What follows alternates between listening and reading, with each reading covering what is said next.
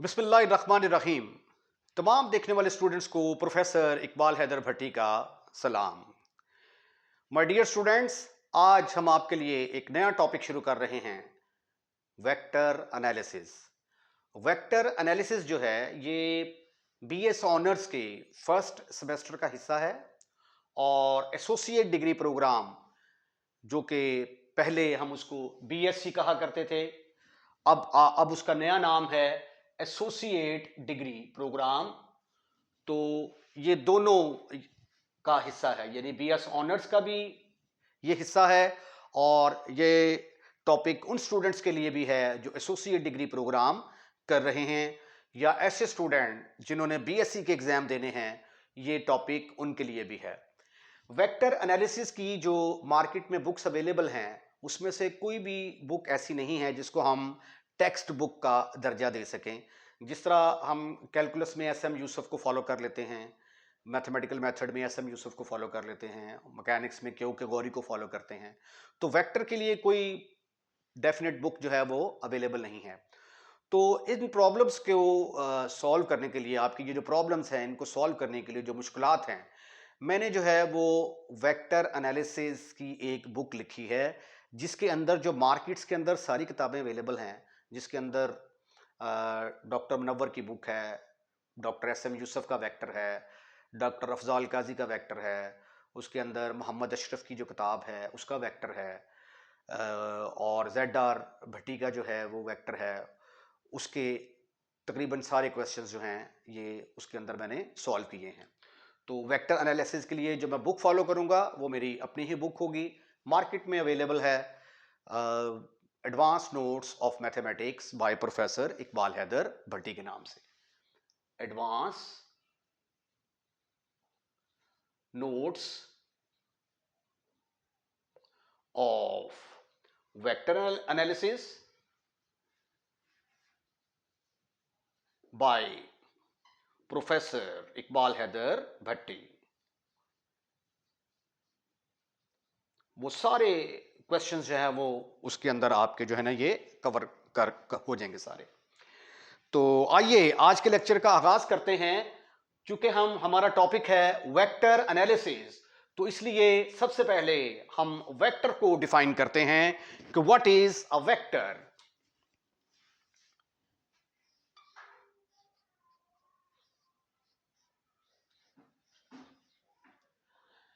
Vector को define करने से पहले एक दो एग्जांपल्स हैं जिनको हम डिस्कस करते हैं ताकि आपके वेक्टर के कॉन्सेप्ट्स जो हैं वो क्लियर हो सकें।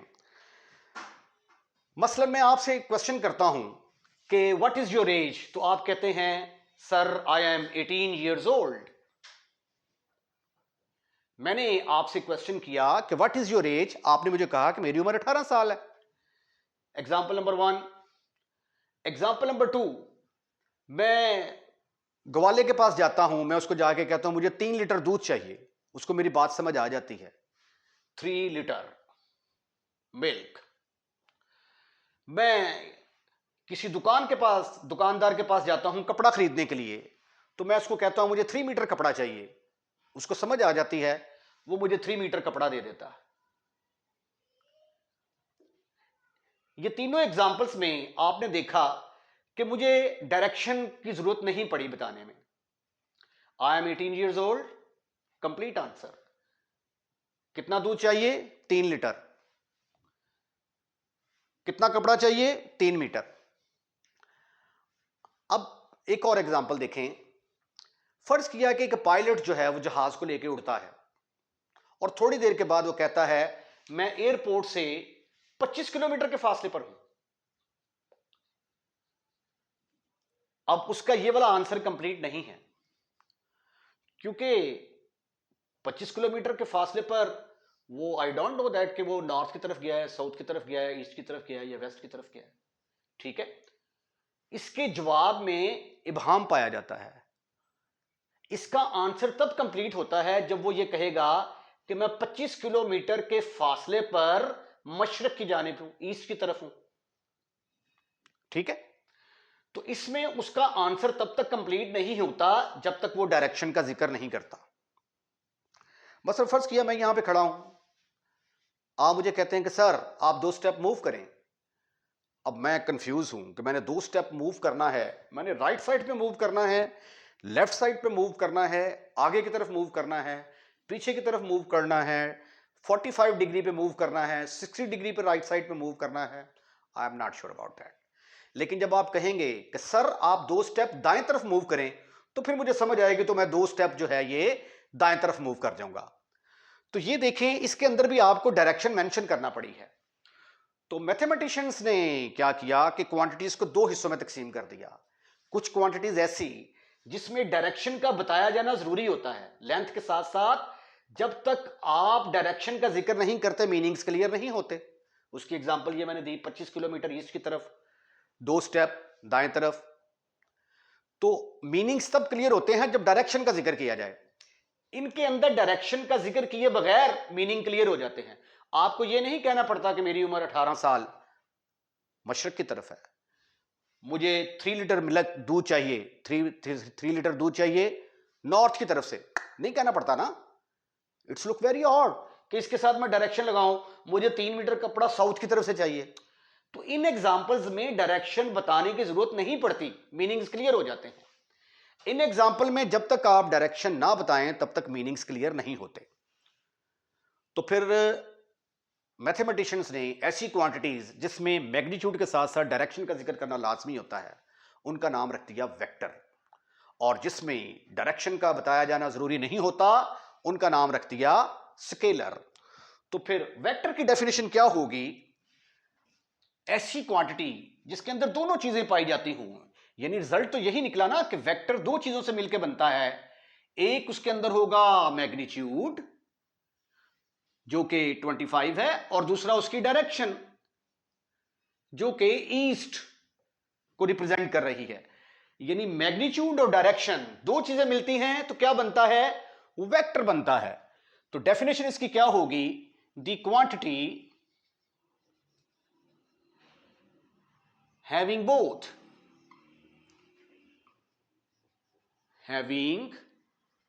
both magnitude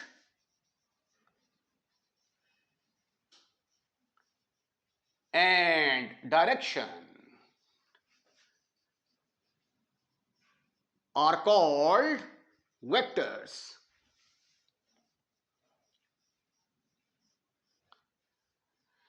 ऐसी वेक्टर जिसके अंदर दोनों चीजें हो, मैग्नीट्यूड भी हो और वेक्टर भी हो। अभी जो हम एग्जांपल्स डिस्कस कर रहे थे उसमें हमने फैसला कर लिया कि वेक्टर और स्केलर के अंदर बड़ा फर्क है। तो इसलिए जब हम लिखेंगे तो लिखने में भी जो स्केलर है और वेक्टर, लिखने में भी फर्क वाजिया होना चाहिए। तो इसलिए मैथमेटिशियन ने डिसाइड किया कि जो वेक्टर होगा उसको रिप्रेजेंट करने के लिए हम ये वाली नोटेशन इस्तेमाल करेंगे। अगर ए वेक्टर है तो उसके ऊपर एरो लगा देंगे हम, या हाफ एरो लगा देंगे वेक्टर को रिप्रेजेंट करने के लिए, या इसके नीचे लाइन लगा देंगे। ये 3 नोटेशंस जो हैं ये आजकल वेक्टर की चल रही हैं। अगर आप पुरानी बुक्स फॉलो करें, जब टाइप राइटर के अंदर जो है ना ये कंप्यूटर टाइप राइटर नहीं था, तो उस वक्त वेक्टर को जो लिखते थे ना वो बाकी लफ्जों की निस्बत मोटा करके लिखते थे। जो लफ्ज मोटा लिखा होता था तो इसका मतलब होता था कि वो वेक्टर है। अब देखें, अगर मैं मोटा करके लिखूंगा ना ये, तो कितना टाइम लगता है। तो इसलिए अब ये नोटेशन पुरानी हो गई है, ओल्ड वंस। तो वेक्टर को रिप्रेजेंट करने के लिए ये 3 नोटेशंस जो हैं ये हम इस्तेमाल करेंगे। ठीक है, द वेक्टर्स। और मैं आमतौर पे यूजुअली या ये इस्तेमाल करता हूं या ये वाले इस्तेमाल करता हूं। एक ही क्वेश्चन के अंदर आप देखेंगे कभी मैं एक के ऊपर ऐसे लगा दूंगा, कभी एक के नीचे लाइन लगा दूंगा। तो both are correct one. The vectors are denoted by the vectors are denoted by a vector, b vector, v vector। पूरा एरो भी लगा सकते हैं आप, ऐसे ऐसे ऐसे, और ऐसे भी लिख सकते हैं आप a b v। ठीक है, ये तीनों notations, half arrow, full arrow, vector के नीचे लाइन लगा दी जाए। अब इसके मैग्नीट्यूड को कैसे रिप्रेजेंट करेंगे? the vectors are denoted by this, and magnitude is denoted as, and its magnitude is denoted as, जो वेक्टर की लेंथ होगी उसको डिनोट करने के लिए हम ये वाली नोटेशन इस्तेमाल करेंगे। ए वेक्टर, इसके इर्द गिर्द मॉड लगा देंगे, बी वेक्टर, वी वेक्टर, ऐसे मॉड लगा देंगे, या सिंपली कुछ भी नहीं लिखेंगे, ऐसे लिख देंगे हम, are simply A B V. अगर कुछ भी नहीं लिखा हुआ ना तो इसका मतलब है ये ए वेक्टर का मैग्नीट्यूड है। यानी दूसरे लफ्जों में आप कह सकते हैं कि ए मैग्नीट्यूड से मुराद ए हुआ करेगा, बी मैग्नीट्यूड से मुराद, अगर ये वाली एरो इस्तेमाल करते हैं तो ये बी के बराबर, वी मैग्नीट्यूड किसके बराबर हुआ करेगा, वी। इनका मतलब मीनिंग सेम है, चाहे मैग्नीट्यूड को आप ऐसे जाहिर करें, चाहे मैग्नीट्यूड को आप ऐसे जाहिर करें। अगला टॉपिक है जिसके अंदर हम देखते हैं कि वेक्टर इन टू डायमेंशंस क्या होता है। टू डायमेंशन से मुराद हम लेते हैं एक्स एक्सिस और वाई एक्सिस। ये देखें, फर्ज कर लिया ये एक्स एक्सिस है और ये वाई एक्सिस, टू डायमेंशंस हो गई। तो टू डायमेंशंस के अंदर मैं कोई भी पॉइंट लेता हूं यहां पे P, तो उसके कोऑर्डिनेट को कैसे रिप्रेजेंट किया जाएगा, पॉइंट को कैसे रिप्रेजेंट करेंगे हम, x, y। रिमेंबर कि x जो है ये क्या है, ये x एक्सिस के लॉन्ग तय करदा डिस्टेंस है। फर्ज किया पार्टिकल यहां से लेकर यहां तक x डिस्टेंस कवर करता है और यहां से लेकर यहां तक जाने में ये y डिस्टेंस कवर करता है, तो इस पॉइंट के कोऑर्डिनेट्स क्या आ जाएंगे, x, y। मसलन ये देखें, फर्ज किया मैं यहां पे खड़ा हूं ओरिजिन के ऊपर, ठीक है, और मैं एक्स एक्सिस के लॉन्ग चलना शुरू करता हूं, 1 स्टेप, 2 स्टेप, 3 स्टेप। तो मैंने एक्स एक्सिस के लॉन्ग कितना फासला तय किया, 3 स्टेप। अब मैं वाई एक्सिस के लॉन्ग मूव करता हूं, 1 2 3 4, मैं इस मुकाम पर पहुंच गया। तो इस मुकाम के कोऑर्डिनेट्स क्या कहलाएंगे, x की वैल्यू 3 और y की वैल्यू 4। यानी इसका मतलब है कि x एक्सिस के लॉन्ग 3 यूनिट फासला और y एक्सिस के लॉन्ग 4 यूनिट फासला जो है वो तय किया गया है। तो ये है पॉइंट को टू डायमेंशन में रिप्रेजेंट करने का तरीका। अगर मैं इस पॉइंट को ओरिजिन के साथ मिला दूंगा, ये थोड़ी टेढ़ी लाइन लग रही है मुझे,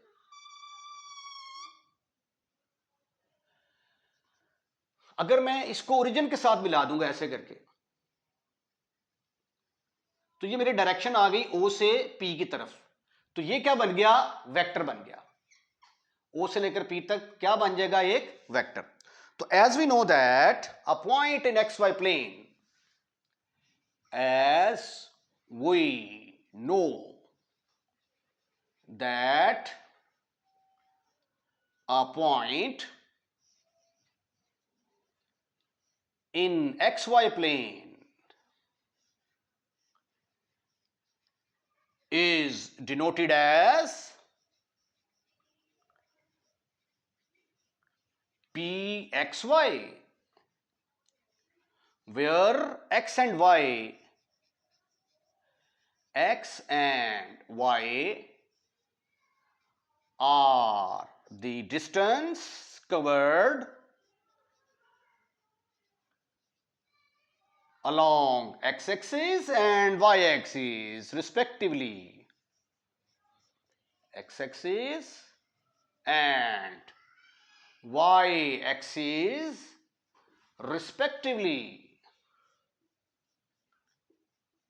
Okay, ये हमारा x है।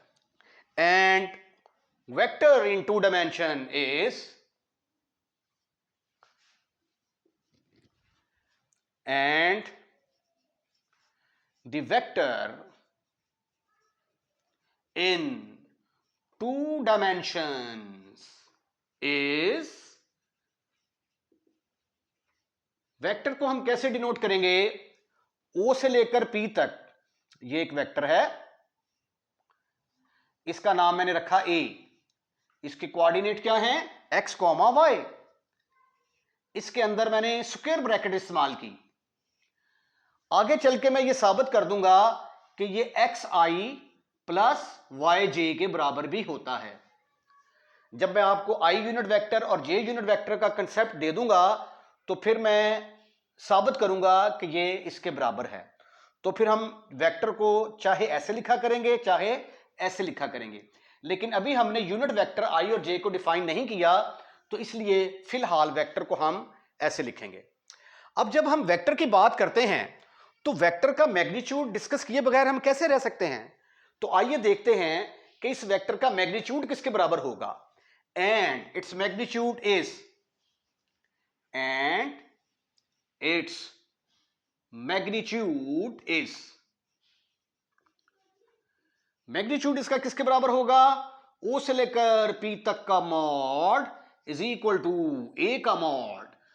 अब मैग्नीट्यूड से मुराद क्या है, मैग्नीट्यूड से मुराद यह है कि यहां से लेकर यहां तक वेक्टर की लेंथ कितनी है, यहां से लेकर यहां तक लेंथ। आपको पता होना चाहिए कि ओरिजिन के कोऑर्डिनेट क्या होते हैं, 0 0। तो मैंने यहां से लेकर यहां तक ये लेंथ निकालनी है वेक्टर की, तो क्यों ना मैं एक पॉइंट ये है और एक पॉइंट ये है, इन दोनों पॉइंट्स के ऊपर डिस्टेंस फार्मूला लगा दूं। अगर मैं इन दोनों पॉइंट्स के ऊपर डिस्टेंस फार्मूला लगाता हूं तो जो डिस्टेंस निकलेगा वो डिस्टेंस एक्चुअली क्या होगा, इस वेक्टर का मैग्नीट्यूड होगा। और डिस्टेंस का फार्मूला आप लोग जानते होंगे, आपने पढ़ा होगा फर्स्ट ईयर के अंदर, सेकंड ईयर के अंदर, x1 y1 अगर आपके पास एक पॉइंट है और x2 y2 दूसरा पॉइंट है आपके पास, और आपने डिस्टेंस पी क्यू निकालना है, तो इसका फार्मूला बराबर होता है x वालों को आपस में माइनस कर दो, x2 माइनस x1 का स्क्वायर, प्लस y वालों को आपस में माइनस कर दो, y2 माइनस y1 का स्क्वायर। इसको ऐसे भी लिखा जा सकता है x1 माइनस x2 का स्क्वायर, क्योंकि जब स्क्वायर लेंगे तो जवाब पॉजिटिव ही आ जाएगा, नेगेटिव आने का कोई चक्कर ही कोई नहीं है, तो ऐसे भी लिखा जा सकता है। ठीक है, यह है दो पॉइंटों का दरमियानी डिस्टेंस निकालने का तरीका। अब मेरे पास है, ये देखें, ये है x1 y1 और ये क्या है x2 y2। मैं इन दोनों पॉइंट्स के ऊपर डिस्टेंस फार्मूला लगाता हूं, डिस्टेंस फार्मूला लगाऊंगा तो ये क्या आ जाएगा, x2 माइनस x1 का square plus y2 minus y1 का स्क्वायर, ये आ गया उसका square root, which is further equal to X square plus Y square का स्क्वायर रूट। तो ये है वेक्टर का मैग्नीट्यूड निकालने का तरीका। आज के बाद जब भी आपको कोई वेक्टर दिया होगा एक्स और वाई, तो उसका मैग्नीट्यूड निकालने का तरीका क्या होगा, पहले वाले का स्क्वायर प्लस दूसरे वाले का स्क्वायर अंडर रूट, राइट। ये था वेक्टर इन 2 डायमेंशन और वेक्टर का मैग्नीट्यूड निकालने का तरीका।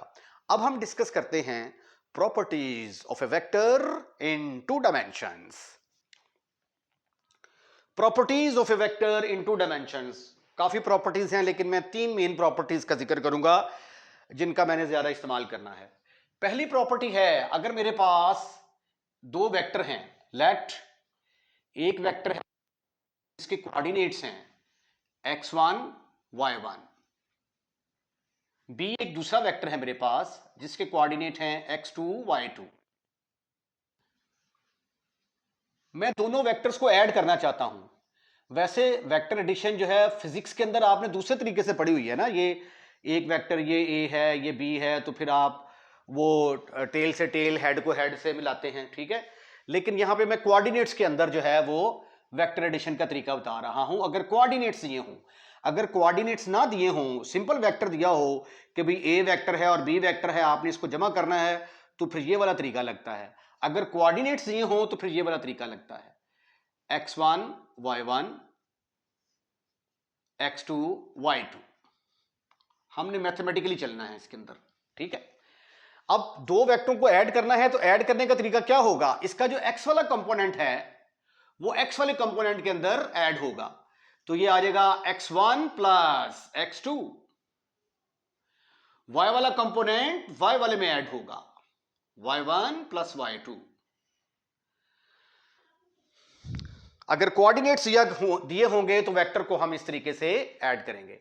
दूसरी प्रॉपर्टी है हमारी, फर्ज कर लिया कि मेरे पास वेक्टर ए है, let the vector A is equal to x1 y1 and k is non-zero scalar, non-zero scalar। ये वेक्टर की बड़ी डिटेल है, नल वेक्टर वगैरह, ये वो वेक्टर एडिशन, वेक्टर सब्ट्रैक्शन, वो सारी हम यहां पे नहीं करेंगे डिस्कस, ठीक है। जो चीजें हमारे सिलेबस के अंदर हैं उनसे रिलेटेड चीजों को हम पढ़ेंगे। ये हमारे पास एक वेक्टर है ए और के, एक हमारे पास नॉन स्केलर है। तो जब मैं स्केलर के साथ ए को जरब देता हूं, ठीक है ना, वैसे तो अगर आपके पास ये वेक्टर ए है, ठीक है, इसको किसी स्केलर के साथ जरब देते हैं 2a, तो वो किसके बराबर आ जाता है, आप इसके मैग्नीट्यूड, ठीक है। ये उस वक्त करते हैं जब आपको वेक्टर दिया हो और उसके कोऑर्डिनेट्स ना दिए हों। यहां पे वेक्टर के कोऑर्डिनेट्स दिए हुए हैं, तो अब आपने वेक्टर को किसी स्केलर से मल्टीप्लाई करना है, तो वो किसके बराबर आएगा, k into x1 y1। k इसके साथ भी मल्टीप्लाई होगा, पहले वाले के साथ, और दूसरे वाले के साथ भी मल्टीप्लाई होगा। Right right. तीसरी प्रॉपर्टी है इसकी, तीसरी प्रॉपर्टी डिस्कस करते हैं। तीन ही मेन प्रॉपर्टीज इसकी डिस्कस करूंगा मैं, ठीक है। ये प्रॉपर्टी नंबर 1, ये 2 और ये 3। फर्ज किया कि मेरे पास दो वेक्टर हैं, एक वेक्टर है a is equal to x1 y1, b मेरे पास एक दूसरा वेक्टर है x2 y2। अगर दोनों वेक्टर इक्वल हैं, if a is equal to b, तो what do you mean by that? x1 y1 will be equal to x2 y2। तो फिर अगर दोनों वेक्टर बराबर हैं तो पहला कंपोनेंट पहले वाले के बराबर, y वाला कंपोनेंट दूसरा कंपोनेंट दूसरे के बराबर, corresponding elements will be equal। This implies that x1 is equal to x2 and y1 is equal to y2। ये प्रॉपर्टीज थी वेक्टर की 2 डायमेंशंस के अंदर। अगला आर्टिकल है हमारा वेक्टर इन 3 डायमेंशंस। 3 डायमेंशन से मुराद स्पेस आ जाती है। ये सारी कायनात, सारी दुनिया जो है ये 3 डायमेंशनल 3 डायमेंशंस के ऊपर मुश्तमिल है। कोई भी चीज़ आप देख लें, उसकी कोई लेंथ होगी, कोई विड्थ होगी, कोई हाइट होगी, ठीक है। और अल्लाह ताला ने हमें जो सलाहियत दी है, वो सलाहियत सिर्फ ऐसी चीज़ों को देखने की दी है जो 3 डायमेंशनल हैं। तो जो 3 डायमेंशनल फिगर्स हैं उनको हम देख सकते हैं। ऐसी चीज़ें जो 4 डायमेंशनल 5 डायमेंशनल हैं, अल्लाह ताला ने वो सलाहियत हमें नहीं दी कि हम उनको देख सकें। तो 3 डायमेंशन से मुराद क्या है, ये देखें।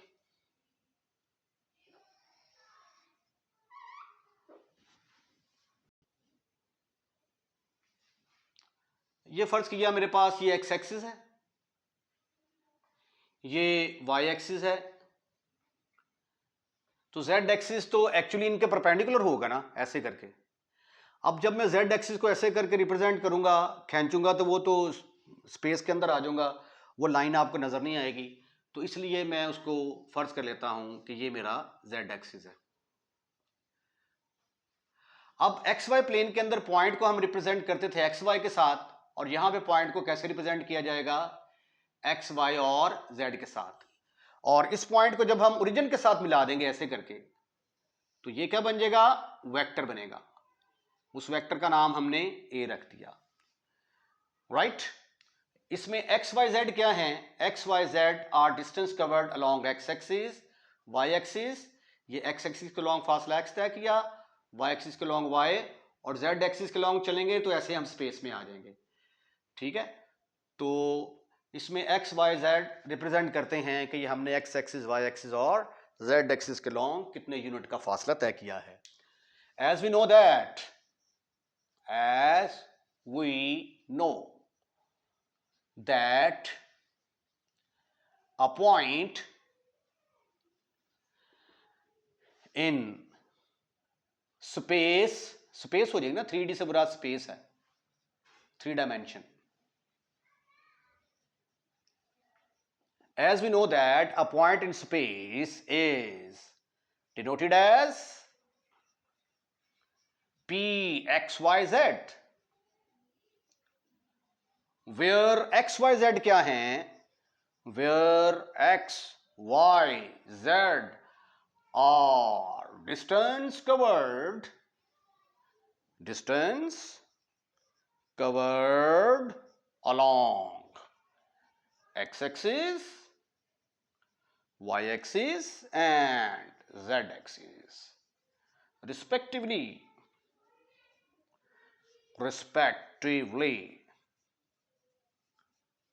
and the vector is, vector फिर किसके बराबर होगा? Vector is A vector is equal to O से लेकर पी तक, इसको अब हम रिप्रेजेंट करेंगे x, y, z। In future जब हम वेक्टर आई जे के डिफाइन कर देंगे तो फिर मैं आपको साबित कर दूंगा कि ये एक्स आई वाई जे प्लस जेड के बराबर भी होता है। लेकिन चूंकि अभी मैंने आई जे के बारे में नहीं बताया तो इसलिए वेक्टर को फिलहाल मैं एक्स वाई जेड के साथ ही रिप्रेजेंट करूंगा। अब वेक्टर का जिक्र किया है तो इसके मैग्नीट्यूड का भी जिक्र कर लेते हैं। And its magnitude is magnitude कैसे निकालते हैं? अभी जो मैंने वेक्टर इन 2 डायमेंशन जब डिस्कस किया तो हमने तो कहा था कि ये 2 पॉइंट्स का एक्चुअली दरमियानी डिस्टेंस होता है। तो एक पॉइंट ये, एक पॉइंट ये। अगेन डिस्टेंस फार्मूला लगाएंगे आप तो you will get x minus 0 का स्क्वायर प्लस y माइनस 0 का स्क्वायर प्लस z माइनस 0 का स्क्वायर, ऊपर आ जाएगा square root and you will get x square plus y square plus z square का स्क्वायर रूट। तो आज के बाद आप याद रखेंगे कि जब भी हमने किसी वेक्टर का मैग्नीट्यूड लेना होगा तो वेक्टर का मैग्नीट्यूड कैसे लेंगे? पहले वाले का स्क्वायर यानी x वाला जो कंपोनेंट होगा उसका स्क्वायर प्लस y वाले कंपोनेंट का स्क्वायर प्लस z वाले कंपोनेंट का स्क्वायर। तो ये है वेक्टर इन 3 डायमेंशन और the magnitude of the vector in 3 dimensions. Properties of a vector in 3 dimensions क्या हैं? आइए अब उनको देखते हैं। Properties of vector in 3 dimensions. अब जैसा कि 3 डायमेंशंस के अंदर हमने देखा कि सिर्फ और सिर्फ किसका इजाफा हुआ? z का इजाफा हुआ। तो अब हम जो वेक्टर सपोज करेंगे 3 डायमेंशंस के अंदर, उसके अंदर z का इजाफा करते जाएंगे। ये z1 आ गया, इधर यहां पे z2 आ गया। और अगर हमने इन दोनों वेक्टर्स को ऐड करना है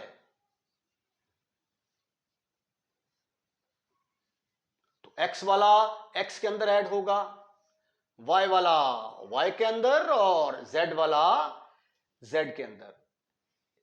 ये है एडिशन का तरीका। और मल्टीप्लिकेशन के लिए अगर स्केलर मल्टीप्लिकेशन करनी है वेक्टर के साथ, where k is a non zero scalar, तो यहां पे भी हम z1 का इजाफा कर देंगे। ये 3 डायमेंशनल वेक्टर बन गया, ये भी 3 डायमेंशनल वेक्टर बन गया।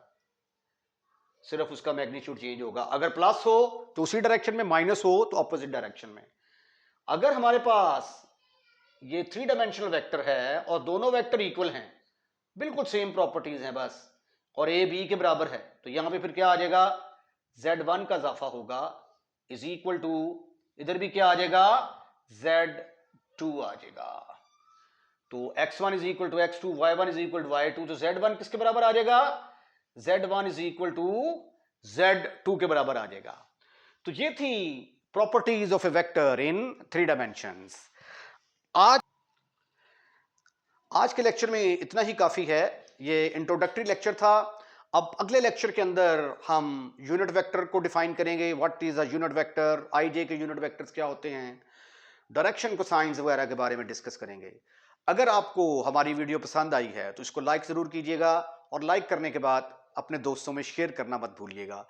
अगर आपने हमारा चैनल सब्सक्राइब कर दिया है तो I am really thankful to you. अगर आपने हमारा चैनल सब्सक्राइब नहीं किया तो प्लीज़ हमारा चैनल सब्सक्राइब ज़रूर कीजिएगा और अपने दोस्तों को भी इन्वाइट करें कि वो हमारा चैनल सब्सक्राइब करें। अपना ख्याल रखिएगा। अल्लाह हाफिज़।